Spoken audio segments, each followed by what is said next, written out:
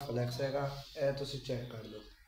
ਰੱਖਦਾ ਸੀ ਕਿ ਕਹਿੰਦੇ ਆ ਕੋਈ ਟਾਫੀਆਂ ਕੋਈ ਸਮਾਨ ਕਰਿਆਨੇ ਦਾ ਆਪਣਾ ਬਾਤਾ ख़राब हो गया। लेकिन छो अस्सलाम वालेकुम मेरे पंजाबी भराओ, अस्सलाम वालेकुम, कैसे हो? ठीक हो? ओ फिट हो? ओ घर दे भी फिट ही ने? ओ निज़ाम शनाम सही चलता पे? अच्छा निज़ाम शनाम छो एक बारी आपां थानू जे पहला व्लॉग है मेरे टिकटॉक से भी ते यूट्यूब से भी ते फॉलो करना थोड़ा हक बनता, क्योंकि भाई आपां वीडियो बनानी बहुत ही अच्छी तो तुसा फिर साढ़े व्लॉगां नू करना सबसक्राइब हर चीज़ कर देनी है। हुण असी चलते हैं अपने नाल वाली जेह्ड़ी कि साडा यूट्यूबर रूम है, उनकी तकरीबन मैं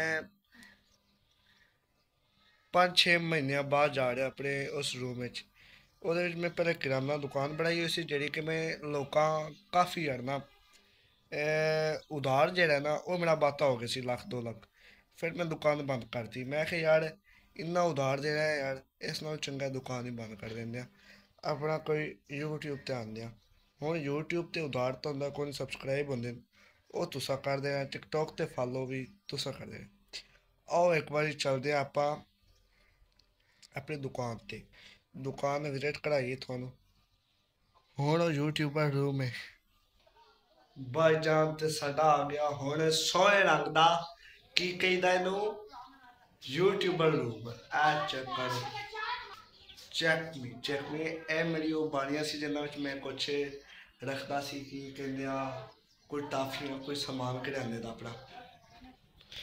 ए मेरे आ स्टैंड दी हालत वेखो तुसी हुण की होई पई है। स्टैंड मेरा बाता ख़राब हो गया, लेकिन छड्डो यार इन्हें कोई।